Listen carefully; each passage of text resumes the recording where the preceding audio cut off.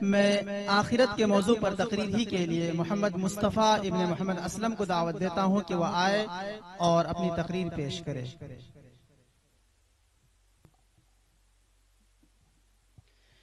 الحمد لله الذي لم يزل ولا يزال، والصلاة والسلام على محمد صلى الله عليه وسلم وعلى آله وأصحابه صاحب الكمال.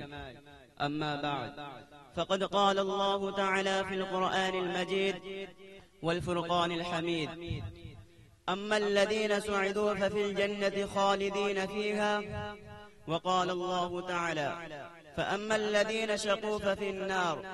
محترم حاضرین، ابھی میں نے آپ حضرات کے سامنے قرآن مجید کی 2 آیتیں پڑھی ہیں۔ اس کا سادہ سا ترجمہ یہ ہے کہ جو لوگ خوش قسمت ہے وہ جنت میں جو ہمیشہ رہیں گے، اسی طرح جو لوگ بدبخت ہے وہ جہنم میں۔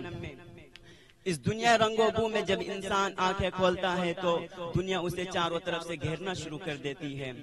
جس طرح کنویں کا مینڈک یہ سمجھتا ہے کہ اس کی دنیا کنواں ہے، اسی طرح کا معقل انسان یہ باور کر لیتا ہے کہ اسے ہمیشہ اسی دنیا میں رہنا ہے، اور اگر بالفرض کبھی مرنا بھی ہوگا تو پھر فنا ہو جائے گا، ہڈیاں خستہ ہو جائے گی، جسم کے اعضاء ٹکڑے ٹکڑے ہو جائیں گے، اور اس سے اس دنیا کے بارے میں کوئی سوال نہیں کیا جائے گا۔ مگر اس دنیا میں انبیاء علیہ السلام تشریف لائے، انہوں نے بتایا کہ تمہارا یہ تصور انتہائی غلط ہے، یہ دنیا امتحان گاہ ہے، یہاں تم آزمانے کے لیے بھیجے گئے ہو۔ اگر اس دنیا کے رہنے والے انسان نیک عمل کریں گے، صحیح راستے پر چلیں گے، حق و صداقت کے علم بردار رہیں گے، خالق کائنات کے مطابق اپنی زندگی گزاریں گے، پھر مرنے کے بعد کامیابی ان کی قدم چومے گی۔ اور اگر اس دنیا کے بسنے والے انسان سرکشی غرور کے راستے پر چلے گا، اللہ کی بنائی ہوئی زمین پر اکڑ کر چلنا چاہے گا، پھر یاد رکھنا ایک دن آئے گا جب اس سے اپنے گئے کا حساب دینا ہوگا، جب اس سے پوچھا جائے گا تمہیں 2 ہاتھ دیے گئے تھے تاکہ تم کسی کمزور کی امداد کر سکو، تمہیں 2 آنکھیں دی گئی تھی تاکہ تم غلط اور صحیح کی تمیز کر سکو، تمہیں 2 پیر دیے گئے تھے تاکہ تم خدا کی عبادتوں کے لیے مسجدوں میں جایا کرو۔ کیا تم لوگوں نے ایسا کیا؟ اگر ایسا نہیں کیا تو یاد رکھنا پھر جہنم کی دہکتی ہوئی آگ ہے، اس میں تمہیں ڈالا جائے گا کہ آنے والی کس سے ٹالی جائے گی، کہ آنے والی کس سے ٹالی جائے گی، روح رنگ رنگ سے نکالی جائے گی، جان ٹھہری جانے والی جائے گی، ایک دن تجھ پر خاک ڈالی جائے گی۔ دوستو، موت کو کوئی بھی اپنے قریب آنا بالکل پسند نہیں کرتا، مگر ان کے باوجود موت ہر ایک کے پاس آتی ہے، کبھی دبے پاؤ آتی ہے، کبھی اعلان کرتے ہوئے آتی ہے۔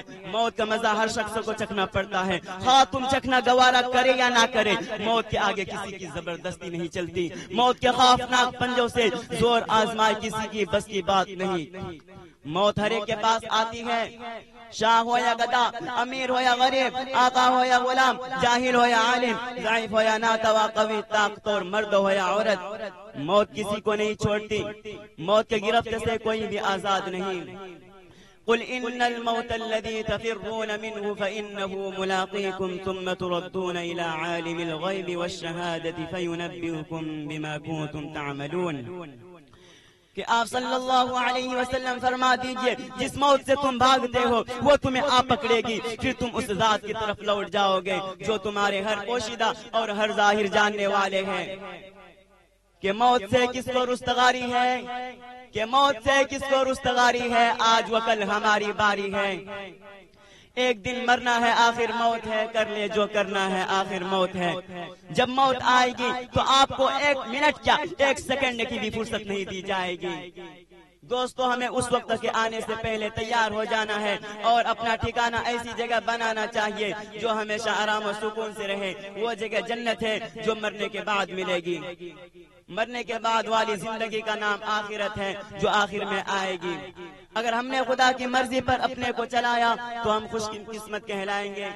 اللہ ہم کو اور آپ کو صحیح راستے پر چلائے اور آخرت میں جنت ہمارا ٹھکانہ بنائے۔